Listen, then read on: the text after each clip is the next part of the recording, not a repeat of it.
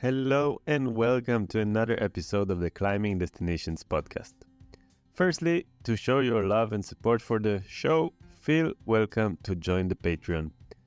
It starts with $5 a month and you can leave it anytime you want. If you feel the show gives you some value or you just want to support, feel free to join the Patreon. You can see it on the Instagram page or the website, and it really helps a lot. Other two things you can do if you want. One is for the training fanatics. I'm using an app. It's called the ClimbingPill, and it's great. It has a bot that reminds you what you're training today. I love to have it. I love to train with it, and I feel like I'm really getting better and stronger. If you want to check it out, you can use the code CDP24 at checkout, and you get 20% off your first month of training. Another thing, if you're looking for discounts for gear, outdoor gear, make sure to check out the climbingdestinationspodcast.com website. And there you will see the links to the Mountain Hardware website. You can get some really great deals and great value. And while you do that, you support the show. So today, super cool episode this one. We're exploring some hidden gems near the city of Barcelona. Our guest in this episode is once again my brother Shai, that comes back for another episode. A while back he did the Leonidio episode. So I was thinking about doing this episode for a while, but wasn't sure. I was always curious about what makes a certain climbing area super famous and visited by people from all over the world. And then other climbing area maybe have even the same quality, maybe better, that remain somehow completely unknown, apart from the local scene, of course. So we talked about this quite a bit, as well as why these areas are so worthwhile. And I really think overall it's just a great chat by two fanatic climbers about some really great climbing areas. The three areas we talked about are Grau dels Machos, Sant Llorenç del Munt, and Calders. They are all within 40 minutes, 1 hour drive from Barcelona city. And yeah, we talked extensively about them. As always, you're welcome to follow on Instagram and the website. You will find some show notes, tips and tricks on every episode. And I hope you're going to enjoy this one. And I'll see you on the other side. Bye for now. Hello, Shai. Welcome back to the show. Hello again. I think I'm the number one listener, and now I'm taking the record. For sure. Yeah. Yeah, second one coming back. How's it going? How are you? Yeah, I need to go. I need to go to more climbing areas, and I'll keep coming back to the show. That's my life goal at the moment. Yeah. And I think it's a good way to travel more and climb more, right? So yes, I wait for the Patreons to chip a bit more in, and then I will sponsor you even your travels. Really? Yes. Patreons, come on!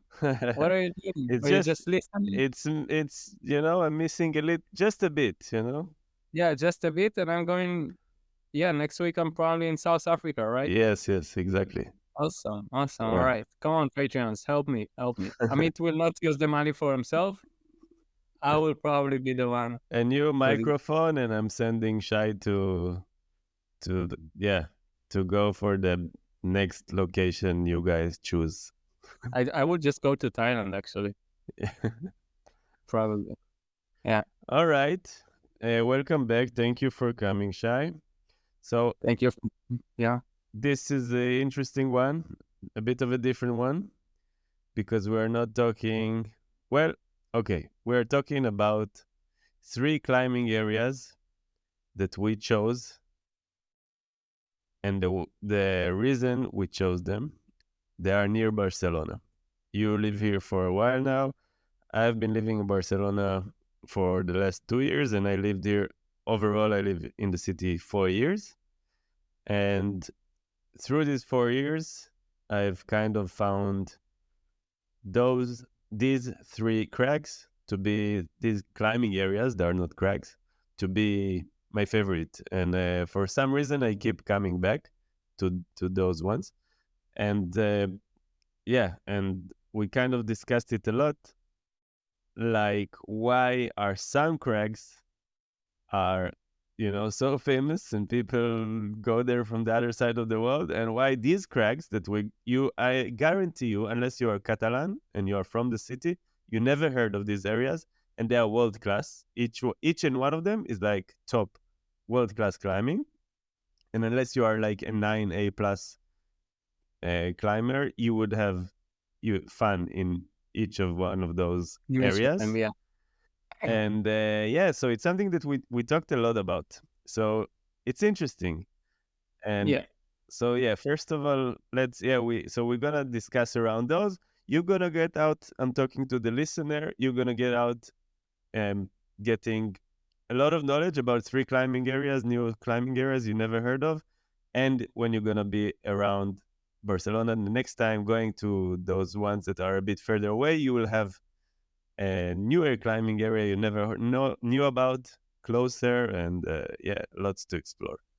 Yeah, I think I have some friends that might hate me for speaking so much about why is one area becoming so famous rather than another one becoming not so famous or not famous at all. So like really, I think I can write them, I don't know, a thesis or whatever they do in the university about these kind of things. And I think also, actually, I want to say, these are like the 3 that we found to be the best for us and what we like.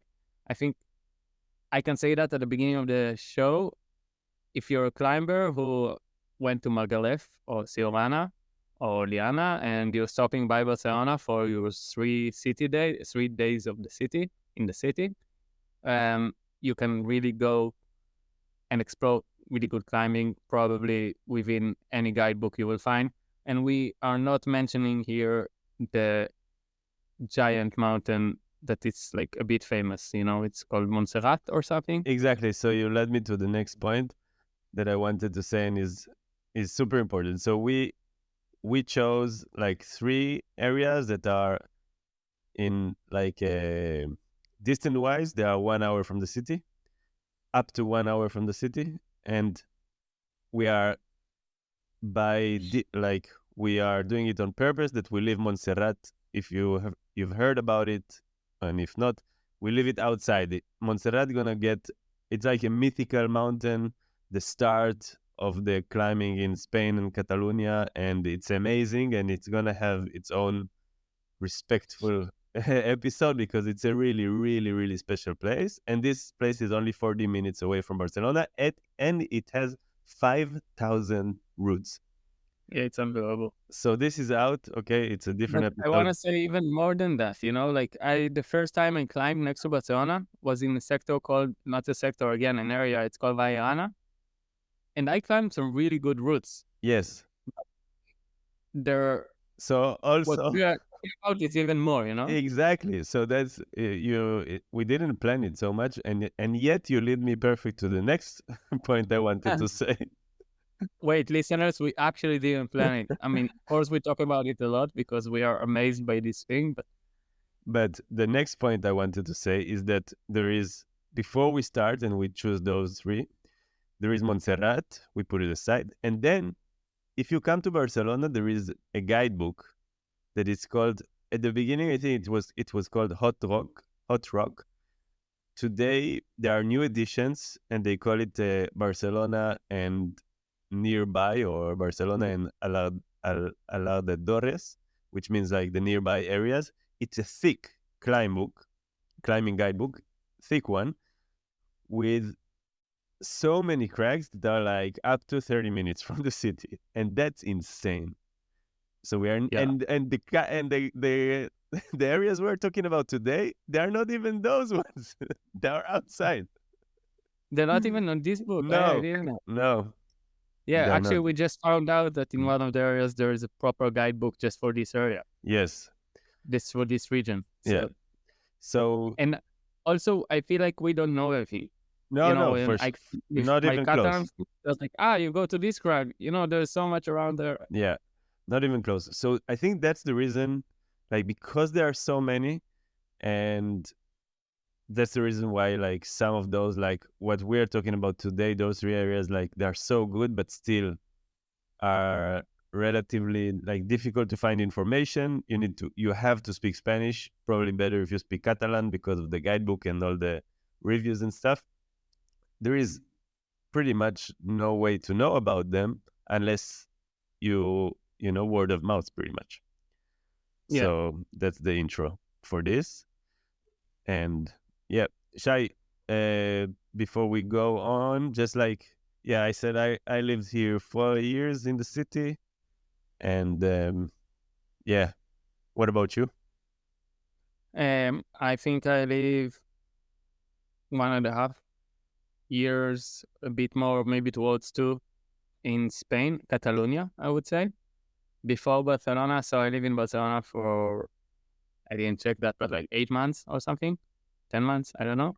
And before that, I was in Reus, which is close to Tarragona, which is close to Siurana, 30 minutes away from Siurana, and Margalef, and a lot of climbing also in this area. Not next to not in Siurana or Margalef. There's a lot of climbing there. And honestly, when I moved to Barcelona, if I didn't know you from before, I would have been very worried when it comes to like my climbing lifestyle and the fact that I really like rocks. So I wasn't worried because I knew you, but on the same time, I'm also a bit amazed by the quality and the climbing that I get so close to the city, because there is this thing, if the whole world knows about Siurana and the big city, everyone goes to the airport, is actually not that close to Siurana. How come? So maybe like the climbing around Barcelona is shit, but apparently it's amazing. Like I can climb all these crags forever. So yeah, and I guess people listening would think like, damn, like you guys living in Barcelona, and initially, my thoughts as well. Like I was thinking, okay, I'm moving to Barcelona because I want to be close to the best climbing in the world. And in my mind, I was like, the two names coming up is Margalef and Siurana. It's like two of the most famous climbing areas in the world. But actually, when you live a life here in the city and you have a 9 to 5, so you can climb only in the weekends, and you have a car or you don't have a car, it's actually quite of a drive. It's like 2.5 hours. And then, so it's like, it's not that easy. Like you won't go there for the day from the city. No.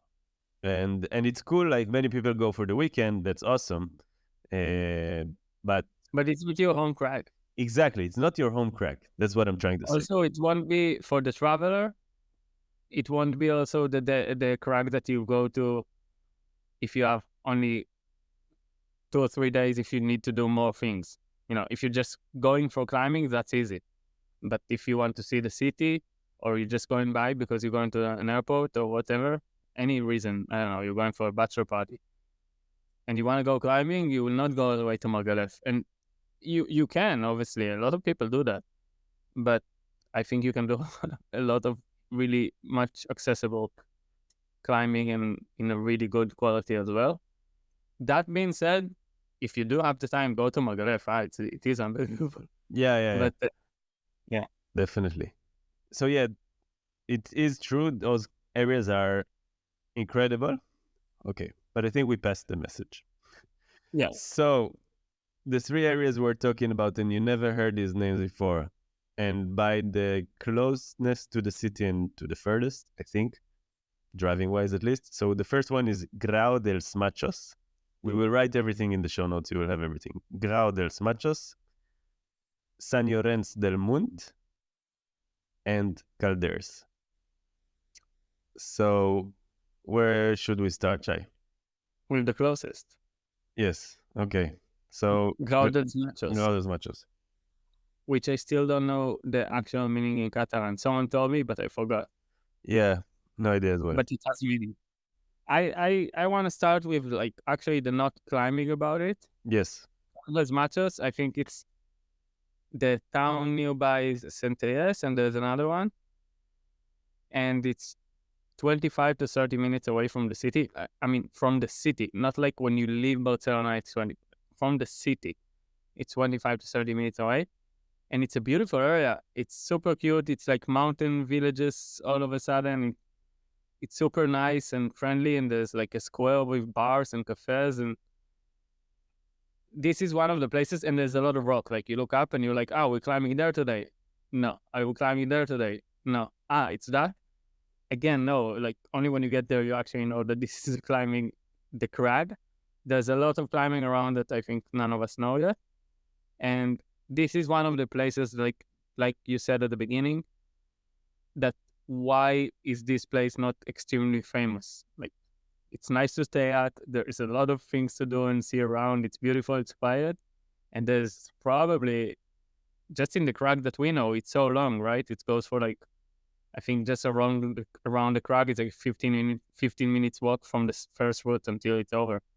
So I guess there's like hundreds of routes there. Yeah, I totally agree with this intro to Gaudios Machos. The town down there, what's the name of the town?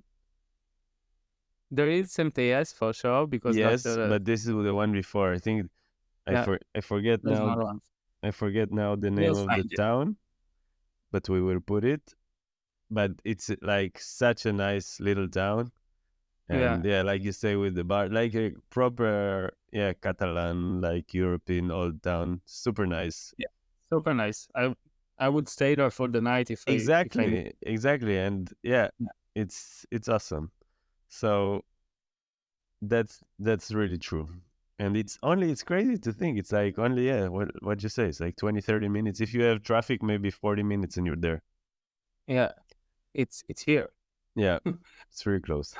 So that's true for the for the atmosphere. Now, the general characteristics of the climbing, of the climbing area and that. It's super unique. Generally, I want to say, like, you drive up, it's a nice drive. You get a beautiful view. In a clear day, you see snowy mountains, and it's amazing. You drive in a gravel road. You need to see. Yeah, that's true. But you don't need a dirt road car. No. You don't need that. And then you get, it's a 5 minutes approach, I would say. So 3. Yeah. So from the parking to the first route is like 1 minute,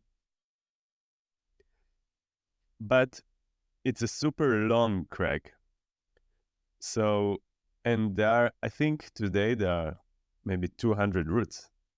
Maybe probably more that we don't know. Maybe more, maybe 300 routes. So imagine, like, that's long. Like, I once walked to the end and it took me, I think, half an hour. Yeah, I remember you did that. You disappeared. Yeah. So that's really cool. Yeah. And the characteristic of the rock, that's, I think, the most unique thing I've ever touched. Yes. And saw.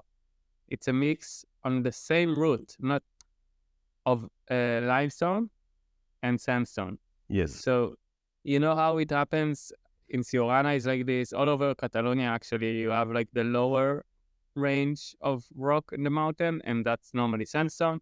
And then when you look up on the higher parts is limestone. And this is something you see a lot in Siurana, actually, because you see this red rock at the bottom and gray rock or orange rock above it.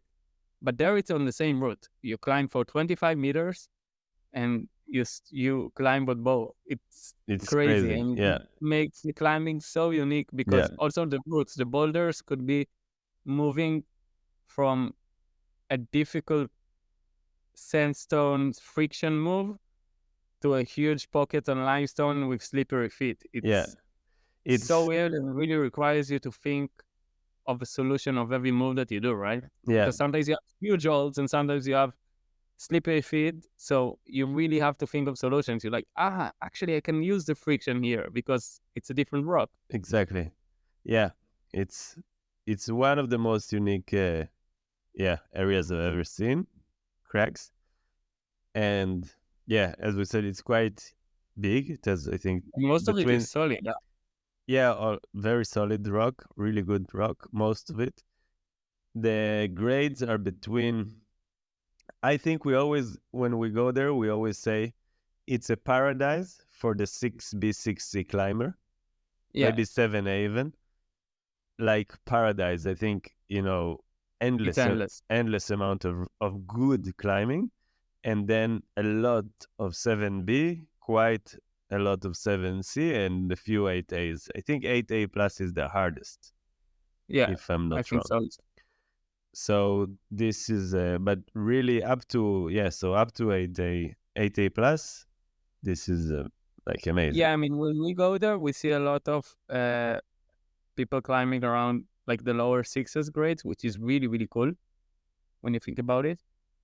There's not a lot of crags that are, there's so much of it. And actually, the climbing is good. The climbing is good. The bolting mostly is good. Mostly, the rock is solid, and the roots are not short. That's another thing. I think probably between 20 and 30 meters, like the classic ones. Yeah. And yeah, it's just generally good climbing and also difficult. Like you can really get yourself kicked, spanked a little bit. Yeah. And yeah, it's really, really unique. I think in also like the way you kind of learn to climb there, I don't know how to explain that, because one of the routes I was trying there, if you remember, it starts with a horrible boulder, but it's just a steep crack all the way up, which I think becomes a crack because of this rock type. And one of the you're doing there is just a very difficult boulder because of the rock type. It starts with like big holes and like edges and whatever, and you get so much in an area you've never heard about before. Yeah. No, it's super cool. I would say, like you said, you touched before a little bit, like the sandstone. So the meat of the most of the routes. First of all, you have like about 50 routes, I would say. Like you walk for maybe 10 minutes, and most of the routes are like in the, like what we said, up to the 6C range, like face climbing on sandstone. There's also some weird ones because it becomes like a cave, and you have to move, which I think are really, really hard. Stuff like this, and but a lot of those, and they're good. And then after these 10 minutes you walk, then you open like to kind of the center of the crag or the main area. Yeah, the main wall. This is amazing. Actually, it's a beautiful wall. And this is an impressive wall, like for anyone. Yeah, I remember the first time I was there, and I took a photo. It's like it's beautiful. So it's this sandstone kind of ledges, and like the meat of the rock is sandstone. Then the beginning is this. Some roots even have tufas, which is crazy. Yeah, that's true. Yeah, actually, one of the roots I was projecting there, I started because it's a tufa. Exactly, changes into a sandstone, and then the top of all of the crag, I think, is limestone, gray and overhanging. So a lot of it, you're gonna get the cracks at the end. Yeah, the top. That's true. So, and many of the roots are like, I think what you said, that you learn because it happens a lot on sandstone. Like you learn how to move and how to climb, because like in limestone or other kinds of rock, you can place your feet in many places. Like you'd have these nubbings and you can put your feet there and there. In sandstone, many times you don't. Many times it's like flat and you kind of need to smear, but it holds somehow. Yes. And that's cool. I think you really learn it there because your hands could be on limestone while your feet are still on sandstone. Yeah. You don't understand. Something in your brain doesn't get it because we're so used to climb on one type of rock on road. There's a way we adjust. So I would definitely recommend, now that we're talking about it, I would definitely, if someone goes to Barcelona and they have a free afternoon even, in the summer, like just go there. It's so cool. It's so close. Yep. I agree. I think the disadvantage is that you need a car, but I reckon many people already have a car when they come here. Yeah, you need a car to go to Sierra. So yeah, this is true. And apart from that, I don't see a lot of disadvantage. The routes, we tried to get the names before we started, but I think one of the reasons why this place is not famous is, first of all, there is no video of Chris Sharma climbing there. And second of all, close by, actually. Yeah, close by. If you've seen the Cova del Ustel, it's and also Catalan Windows of Venus is in the same area. The same area, yeah. So it's like nearby. But the reason is because it's really hard to find information. So that's why we're here. Exactly. So yeah. So we tried to get the names of nice routes we did, but because we are both busy and we started looking at the names, we couldn't find the topo. Also, we start speaking about names, it will be like difficult. Yes. There's really nice routes of weights. Exactly. A lot of them are really nice. And when we will upload the show notes, you will have like our recommendation. I climbed there. Many of them, like the 7s I tried, were just super nice. One that I remember from the last time, I can't remember its name, I will write it, has like, the first time I thought I'm climbing like an 8B plus. It felt so hard. But then the one of them. Yeah. But then like suddenly it's just a boulder, because it's a boulder on a sandstone. So you're like, okay, so you solve the boulder problem, then it's like, okay, it's actually maybe it's a bit hard for the grade, but maybe it's not like crazy. No. Yeah.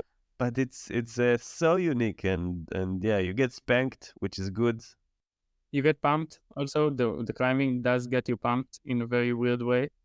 Even though sometimes it's just a boulder problem, I don't know, you get pumped. Yeah, it is really, really good climbing. Yeah. Awesome. Do you want to say, just really quickly, I think because we have 2 more crags to speak about. Yeah. But I thought about it before we talked. So we always mention the beer or something like that afterwards. I have never tried it, but there is a place of food that you always keep talking about. Yeah. True. Which one? It's amazing. It's amazing. It's called, I can't remember how it's called. But what kind of a food is it? It's like a super local bar, and I will try to find the coordinates and say where it is. And they have like a coca, pan de coca, they call it, with some meat, sausage, and a lot of local sauces and stuff. And it's like mind blowing. Once I went there and I ordered sandwich of chicken or something, and the woman told me, no, sorry, I cannot give you this. I have to give you the local. I don't eat meat, and I still want to go and try it because I'm sure they have a great way to. Yeah, I'm sure they have something vegan, but it's one of those places where all the village sits in the afternoon, and it's amazing. It's amazing. I really like this town. Yeah, it's a good town. Yes. Next one. Next crag. So, San Llorenç del Munt, which is also called La Mola or La Mola, and it's because of the park, actually. Yeah. I don't know how to start, but San Llorenç del Munt, I know from geography geology, I'm not sure how to say. A friend told me that it's actually on the same range historically from Margalef, Montserrat, and this one. And the view that you get from there is unbelievable. And as I already said, it's the same mountain range, so you can imagine pocket climbing somewhere between the mix of Margalef and Montserrat. So that's pretty unique on itself. It's a national park, so there's a lot of hikers and travelers and bikers and things like that. Also, 30 minutes away from the city. And depends which sector you're going to. Most of them, they require some hike. Also because there's a lot of hikers there. I think that's when the fact that it's such a national park shows that it's like really, really beautiful to climb there and just be there. I think you see so many people and so many hikers or runners or cyclers.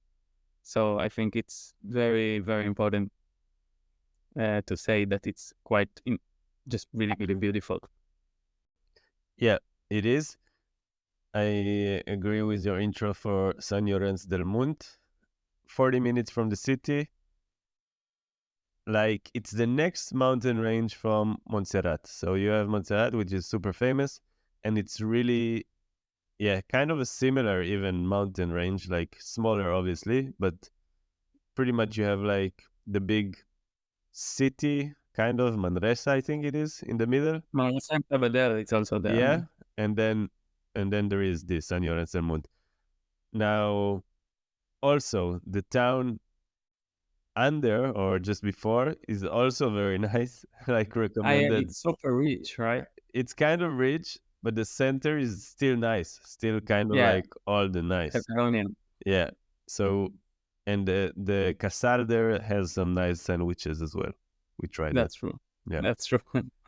Now, worst to say is that we have 40 minutes hike to most of the climbing, at least. Yeah, most of the sectors. And also, it's not super steep, but it's a hike. It's a hike. Yeah, it's a hike. It's a long day. Huh? Yeah, like if you have poles, like for walking, like I would bring them. Okay, yeah, definitely. Yeah. Yeah, it's a hike. I don't think it's super steep or super hard, but it's a long way. You walk up. It's a beautiful hike, you need to say. Sometimes you go, by a corner and then you see Montserrat, on the height of Montserrat. It's really nice. And then you see the city and you see the sea also.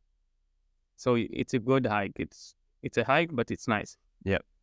So about the climbing, already touched. So the climbing is so the area is called San Llorenç del Munt, and it has many different walls. We are gonna talk about the one that we visited the most, which is called Pared Gran, which means the big wall, because it has the most roots. What do you want to say for the beginning about this? I don't know how to describe what I want to say in the beginning, but when we went there the first time, you read online, and then you gave me the introduction. So the beginning of the type of rock, we didn't touch the type of rock because it's relevant, and then conglomerate, I guess. But it's pocket climbing conglomerate style. And then when you look at the rock for the first time, you see, let's say the rock has two parts. The lower part, which seems, I don't even know how to describe it, but it doesn't seem very good. Choss. Proper choss. It's choss. You cannot climb it. It looks like someone cut the rock and then left the top out. And the top out, the head wall, is incredible climbing. Unbelievably good.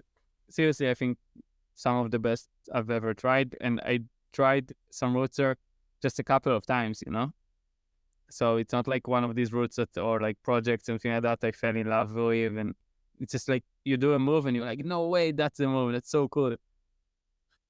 But I think that's what conglomerate and pocket climbing sometimes bring on. But the lower part, if you don't know what we just said and you get there, you're like, what the fuck? Because in order, the side climbers that started bolting this area, by the way, you see videos of Dumarin and Chris Sharma there from the 90s. It's like, it's a mecca. It is an amazing place. And at the lower part, you see climbing holds in order to reach the head wall, which, in some climbing ethics, you would say like, no, things like that. Okay, everyone has their opinions. But in my mind, these guys were so psyched and they said, look at this head wall, we have to climb it. And they were completely right. By the way, the funniest thing about these climbing holds, that this is how you start the routes. And they didn't just build a ladder to get up. They put holes where you need them, where the rock is more like to make it more solid. And it's like you get pumped. It's not that easy climbing. It's not like it's not like a ladder and then you start the route, or you sit on a ledge.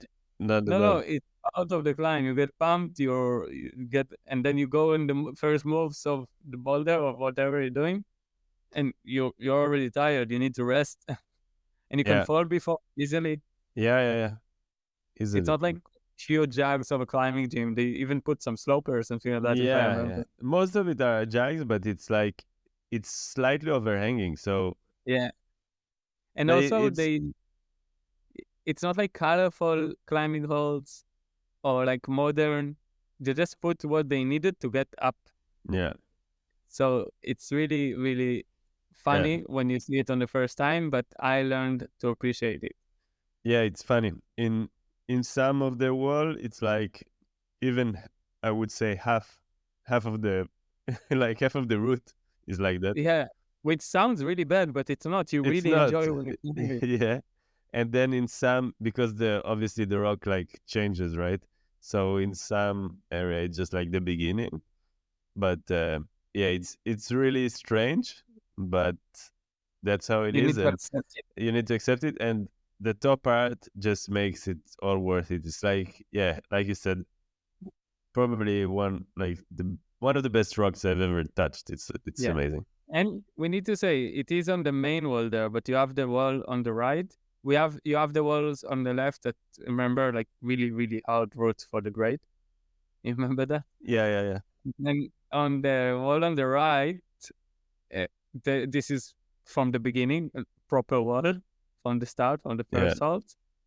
And some routes are there really world class, and I think some of them are really, really hard, like 8C and higher, if I'm not mistaken. There are I think there maybe 8C. There are a couple of 8B pluses. There are a couple of 8As. There are 8A plus. Yeah, there is everything. I think the entry level on that wall would be, I want to say 7A, Yeah, I 67A think so. on that wall. But remember, it has many areas. This Yeah, area. this one mountain has a lot. Yeah. You go left and right. Yeah. In anything, you'll find a wall. Yeah. Also, worth to say, the bolting is great. It's totally modern and well maintained and everything. It's a popular area, so weekends you're gonna see there a lot of people. At the end, let's do the when to go on the summer or winter for all of them. Yeah, and then so and the climbing is just Pared Gran. The climbing is just amazing. Like it's so if you take Montserrat, if you know it, it's like really hard technical climbing on pebbles, pretty much, of conglomerate. And then you take the other side of conglomerate, which is Margalef, which is like steep, huge pockets and endurance and kind of a powerful climbing. And you pretty much mix them or put in the middle, and it will be that. That's that. Yeah. And it's needed to say, you get pumped there in a disgusting way. Yeah. I don't know why, because it's slightly overhang all the way up, and because it's this mix between Margalef and Montserrat, so this no fit feeling, even though you have feet, so you're not really sure how to use them. Yeah. And then the holes are, a lot of them, they're open and not really, they're shallow pockets and not deep pockets. So I don't know. I don't, endurance is my thing, and I remember myself cannot breathe. Yeah. It's so unique. And you don't understand why. Yeah. I think a lot of it is with the feet. Like when you climb a lot in Margalef, right? Then you learn to get your head out of the wall to see the pockets and put the feet in the pockets. And then when you climb in Montserrat is different, because you do need to trust those shitty pebbles. Yeah.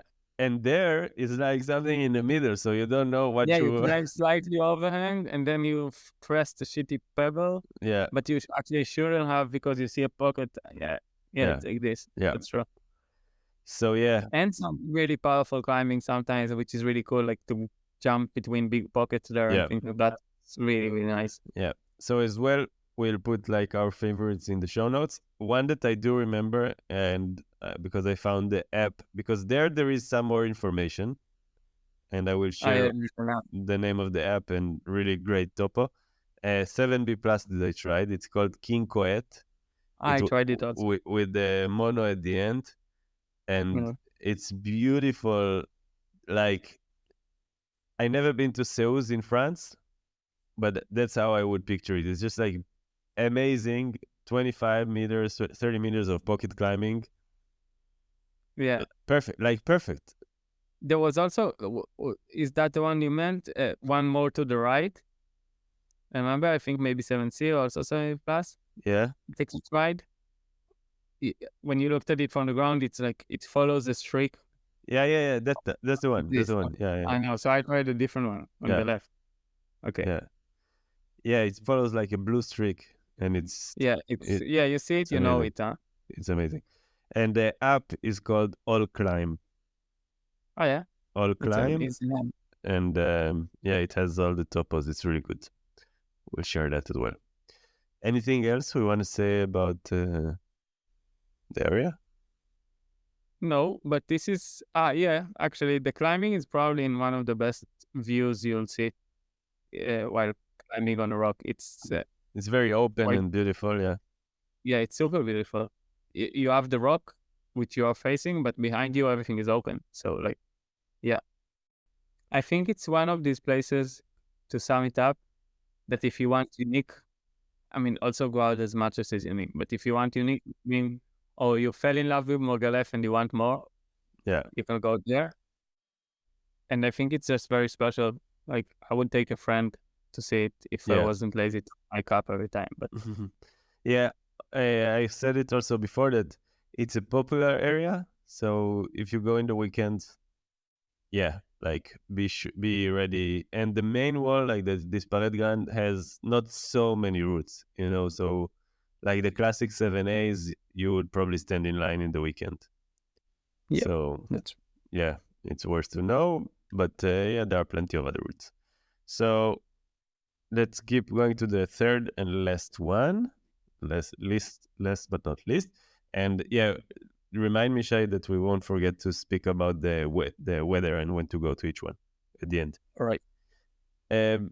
So the third one is Calderes. Yes. Which the town apparently is called Monistrol de Calderes. Mm-hmm. Apparently. Calderes. 1 hour from the city. But it's 1 hour, I think, because of the drive there. Actually, not that it's like dirt roads or something. You just go through a lot of little Catalan pre-Pyrenees cities. Not even pre-Pyrenees, but like more mountainous. And you get to a really beautiful area, in my opinion. Generally, like the way up is a lot of green fields and some of them are really open. And then, by the way, stop for any coffee or something like that or any restaurant on the way because there's so many of them. I don't even know to say which one is nicer. Like a lot of them. Yeah. And then you will park your car, you do like a short, really, really short approach on kind of ropes. You don't really need a Grigori or any belay device or something, but you just need to walk carefully on a steep approach. And then the wall, that's the wall we know. You have left and right. It's a classic limestone. Classic, I don't know if classic, but it's a limestone a lot of people know. This mix of white, mostly white limestone and orange. And then on the right side, you have really good climbing, shorter routes.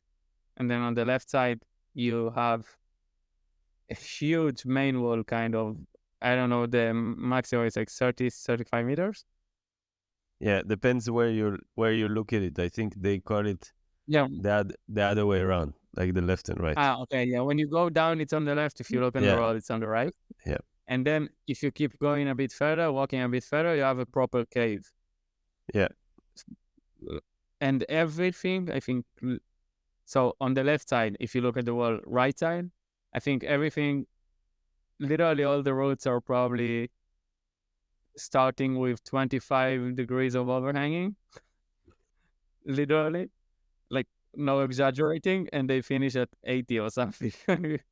Like roof climbing completely. That's one side. And the other side is a bit less steep with kind of also different style of climbing, right?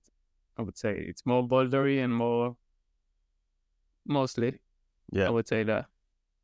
Like more, more bouldery. I don't know if it's the right way to put it, but they're less.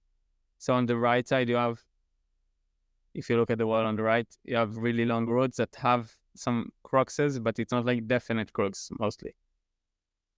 And I don't know where to put it from here. It's like there's a lot of grades, which is amazing. I think Calderas, you put it, so it's smaller than the other two we talked about. It has, what, 60 roots, maybe 50? Yeah, maybe yeah, around 50, maybe 40, something like that, maybe. You have nothing to do there if you climb under 7A. So it's and you have a lot to do there, and for years probably you can climb if you climb between 7C and 8B. I wouldn't say you have nothing to do if you climb below 7A, but you don't have a lot. And let's do it like this. If you're climbing 6A, 6B, you have a little bit, and you will probably find it more difficult than other places you've climbed these grades. Yeah. And it might be very polished, so you might not have the same amount of fun. Yeah. Now, I agree. And then the 7A is, and then the 7A is like, on there you're like in paradise, I think. Yeah. So the thing is with calderas, so it's smaller than the other areas. That's the grading. It's really a paradise for those who like the overhanging terrain, like 7B, C, 8A range. It's like, it's insane on good holds and endurance climbing. And if you would take that wall, this crag, and put it in any climbing area around the world, it would be one of those walls that is packed with people. So that's true. Like when we were talked about doing this episode, I was thinking a lot if I want to do it or not. But I guess that anyway, it's been there for many years. I'm not the first one to talk about it, and the Catalans won't kill me for saying it. And that's true. Yeah, but it's like, it's super world class. It's just an insane wall, and like you said so on the right side it's up to 30 meters. Start with a proper roof, and then goes forever. And you don't understand how steep it is, because you see the roof and then you see all the, let's say, the head wall after you finish the roof, and you the way your brain is comparing between the two. So you think, there's a roof and then delicate face climbing or something. And no, when you look just from below, it's like, it's still 40 proper roof. For like 40 degrees or something, like a spray wall or a moonboard. I don't know. Exactly. It's insane. And it's what amazing. I'm doing there is, what I'm trying there is all the way 70 degrees or something. Yeah, it's a roof. It's a roof climb. It's some stuff that are also really nice there is that almost all of the routes has fixed quick draws. Make sure to check them, because sometimes they are not in a good shape and they can cut your rope, so it's on you. But yeah, there is also an Instagram page called Calderas something, I forget, Calderas bolting or something, and they have a bolting fund to rebolt and a lot of the stuff, and they are like amazing local climbers that take care of the area. Yeah, it's like one of the things I wanted to say. I'm sorry to do that, but like, this is the climbing is very cool, as you heard. I don't think we need to speak about it even more to explain how not even unique, it's just amazing. This is the classic climbing you want everywhere in the world. When you look for a climbing area, you're like, I want to climb that. But it's super, there is really good atmosphere there. I think every time we're there, we're meeting nice people, locals, that contribute to this place. For example, when we find bad quick draws, we put our own to replace them. And what you mentioned about this bolting fund, I think it will be very, very cool if people from here will go to Calderas once or twice and they will donate to this thing, because this is kind of, for me, one of these places that it's the core of climbing. You have the guy there who speaks about all the routes and they know all the routes, and you always get bad time. It's a real community that it's going there every weekend for the most cool, hardcore, just proper rock climbing. I don't know how to explain that. Yeah, I agree. I know what you mean. Yeah. So Definitely. Yeah, it's incredible wall, and I hope it will stay the same for years. The main thing is that it's like I said it a couple of times, but like the the people who will enjoy the most are those areas like the 7C up to 8A plus. You have maybe 40 routes in that range, I think. And then I wanna just say about the route that I'm trying because it's it's so good. And then we'll wrap it up. So it's called Urukai, and it's a 7C plus. I think in the guidebook it says 7C plus / 8A, and I'll take it. But basically, it's this amazing. I think it goes 30 meters of some of the best climbing I've ever climbed. It starts on a roof with a boulder problem, some boulder problem on pocket and 2-figure pocket, and like really fun campusing, and then like a pretty good rest. And from there to the top, there is no really hard moves, and you're on good holds almost all of the way, but you just fight the pump like a bastard. And and it's like, probably one of the best routes I've ever climbed, ever tried. And the last time I got to the high point, to the last quick draw. So I hope I will send it soon. But yeah, and Shai is trying. What are you trying there? What's the name of your climb? Mal de Molt.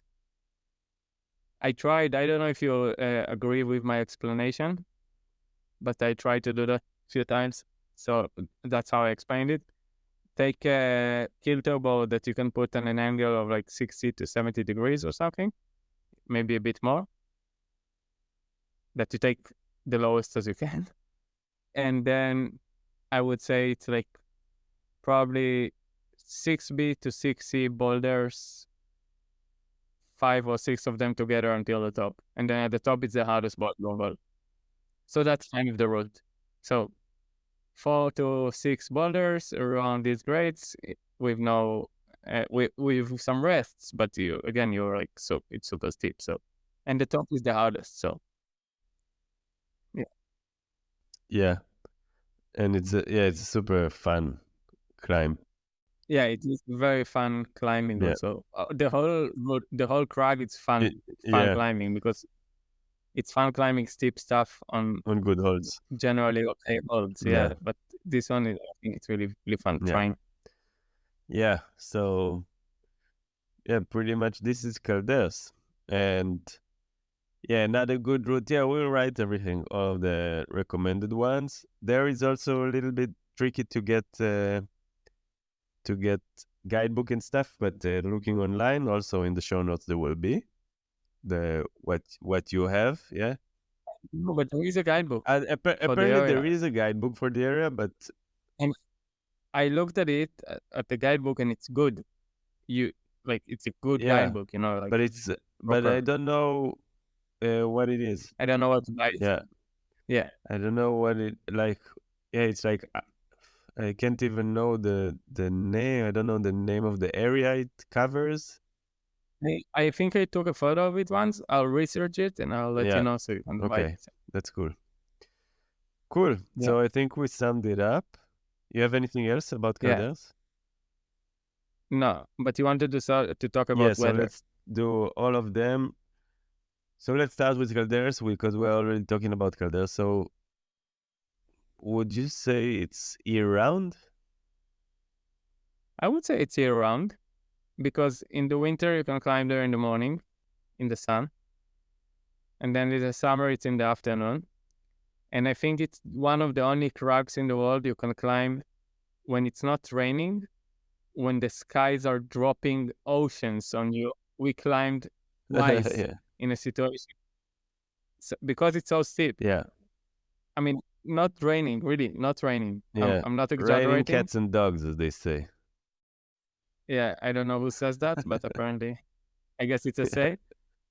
But I think this is why I would say it's year round. You can really climb there. But you can't climb there 3 days after that.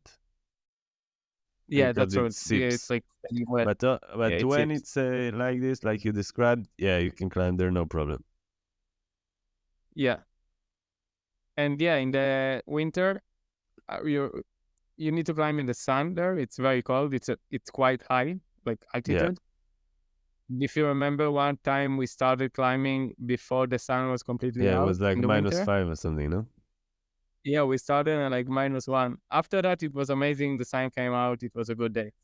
But don't climb there in the shade in the winter. You will be miserable. So winter sun, and then summer, like what's coming today. Now you have days until 10 p.m. and you can start at 3, 4, get still 7 hours of climbing, and it's amazing. And you have sometimes even a breeze. It's amazing. Yeah, it's really good conditions. So that's that. Then San Llorenç. I think it's again almost all year. Yeah, true. Because I think in the summer you can climb in the afternoon, if I'm not mistaken. Yes. And then in the winter, it's a sunny sector. Yeah. In the earlier hours, and that's really nice. You're like high altitude in the sun, it's direct sun, so it's really cool. But then the sun lives in the winter. The sun lives at around like 3. Yeah, that's right. And then it becomes really cold. Yeah. But 3 or 4 maybe. So but it's the same. Is the hike. You don't want to hike in the sun. Yeah, the hike in the summer would be painful. Yeah. Okay. Maybe a bit. And then Grados Machos, it's about the same. Yeah. I think they all have the same direction. That's why. Yeah, that makes sense actually. Yeah. Grados Machos in the winter, you don't want to stay after the sun is going, mostly. Like, you can stay, but it is cold. Yeah, because it's also kind of high altitude. Yeah, it's getting really cold. Actually, we did that a lot. We did stay. Now I'm actually rethinking what I said. We did stay, but it could be very nice in the sun. It could be also too hot in the winter sun. Yeah. Because it's like direct sun. So I think it just depends how cold it is, but you can climb there in the winter with or without sun. And then in the summer, again, when the days are super long, it's also very high altitude and super open, right? Yeah, true. So like you get a lot of breeze and wind and really, really nice. And then when the sun sets behind, it's really amazing. It gets in the shade. Sun goes behind the crag at also afternoon. I think start at 2 or 3, and then you have all the afternoon to climb. Yeah. It's one of these. So there you go. All of them. That's funny. Yeah. Maybe that's also one out of the reasons that are so good. Yeah. When you think about it. Yeah. You can always climb there. Mm-hmm. It's probably one of these reasons that you're attracted to them. You have longer time of the year that you can go. Yeah. You don't need to plan too much. Yeah. Just go. Yeah. So I hope you have anything else? Something to say we forgot or something? No, but I think because I know so many climbers that they go climbing in these Catalonia famous areas, I'm always curious I know why I'm also it's my job. That a place in Tijuana became like the most famous climbing area in the world. I know that the hardest routes in the world are in some places, and then everyone wants to go there and try them. Or not really try there, try climbing there. Sorry, not try them. But you have really, I think the same quality of climbing, and in some places, I will not mention the name, when the rock is polished, the bolting is scarier or further apart. And the climbing is, if it fits your style, it's something you would love. But if you look for other styles, I think what the city has to offer is actually really cool. So I would really recommend visit all these highlight areas, but also do a cool mix of a city and climbing. And also, if you want to help local villages and economy. These places that we mentioned, they are really, really cool villages, and just being away from the world a little bit and listen to only Catalan could be also cool. And all of them has places to stay, like small hotels and stuff. So definitely check that out. Yeah. And actually, you can also mix it with trips. I can speak about it forever, but like Gaudes Machos is just on the entrance to Montseny National Park. And it's like, it's a beautiful area. You can go hiking there afterwards. Yeah, true. And also, like we said it at the beginning, but I say once again, those are only 3 areas. Like if you